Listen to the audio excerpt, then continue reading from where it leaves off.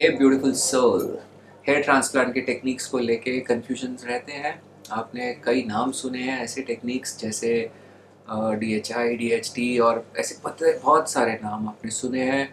और आपको लगता है कि ऐसा क्या एक्स्ट्रा चीज़ हो रही है जिसके लिए आप से एक्स्ट्रा कॉस्ट भी मांगी जाती है और चीज़ों को फिर जस्टिफाई भी किया जाता है। तो कल ही मेरे पास एक पेशेंट आए थे जिन्होंने सवाल उठाया था, तो मैं इसलिए ये वीडियो बना रहा हूँ। मैं हूँ आपका दोस्त डॉक्टर शैल गुप्ता और मैं एक हेयर ट्रांसप्लांट सर्जन हूँ और 20 साल से ये काम कर रहा हूँ।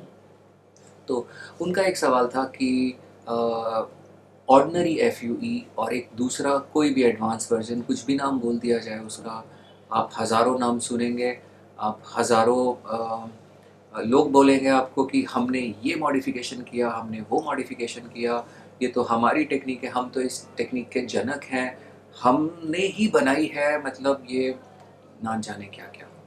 तो ऐसे आपको समझ में भी नहीं आएगा, मुझे ही नहीं समझ में आया 20 साल के एक्सपीरियंस के बाद, तो आप तो क्या समझोगे कि क्या फ़र्क है इन टेक्निक्स में। तो बट हाँ, बताया ही जाता है कि भाई ये टेक्निक जो हम यूज़ करेंगे तो इससे रिजल्ट्स आपके बहुत अच्छे आएंगे। तो एक जो उसमें पॉइंट था वो ये था कि डायरेक्टली अगर हेयर को इम्प्लांट किया जाता है, ऑर्डिनरी FUE और नॉन ऑर्डिनरी FUE, तो उसमें ग्राफ्ट्स आपके जो है वो बहुत समय के लिए बाहर नहीं छूटेंगे।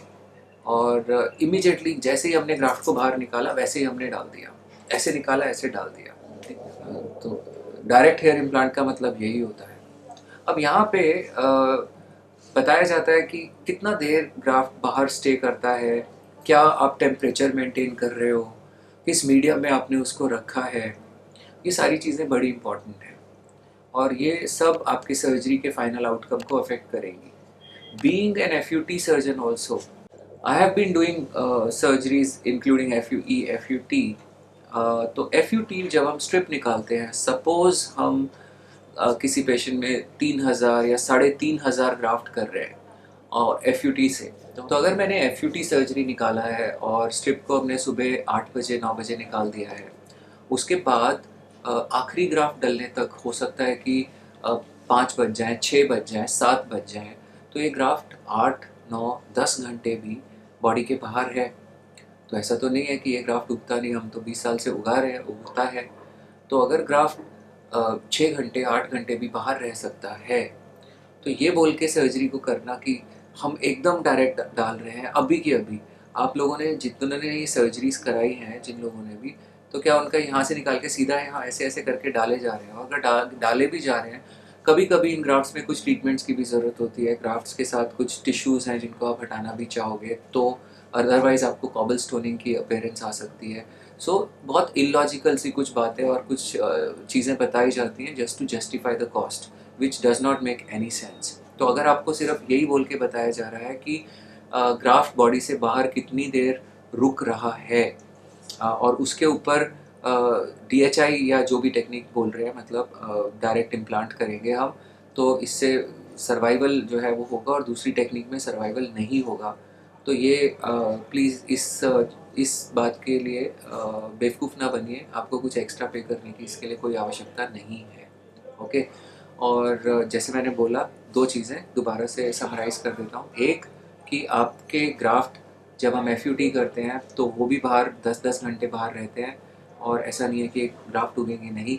इनको क्या ट्रीटमेंट दिया जा रहा है, किस मटेरियल में इसको रखा जा रहा है, तो टेम्परेचर आपको मेंटेन करना है, ये सारी चीज़ें इंपॉर्टेंट है। और दूसरा रीज़न कि ग्राफ्ट्स को कुछ ट्रिमिंग की आवश्यकता भी हो सकती है, तो डायरेक्टली उसको इम्प्लांट करने पे आपको इश्यूज़ भी आ सकते हैं।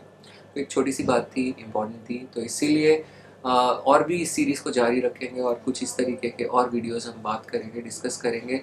ये सारी इन्फॉर्मेशन जो मैं आपको दे रहा हूँ ये एक ब्रिज का काम करेगी। हाँ, सो इस सीरीज़ को मैं बोलता हूँ bridge the gap. Bridge the gap, हाँ, ब्रिज द गैप, यानी कि ये नॉलेज एक तरीके की ब्रिज है।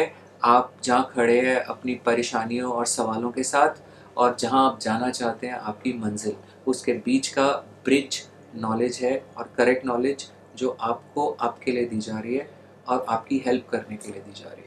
तो कोई भी सवाल कुछ भी पूछना चाहते हैं तो पूछ सकते हैं। जुड़ना चाहते हैं, यदि हमसे अपना इवैल्यूएशन चाहते हैं, तो आप हमें कांटेक्ट कर सकते हैं। ये नंबर्स दिए गए हैं।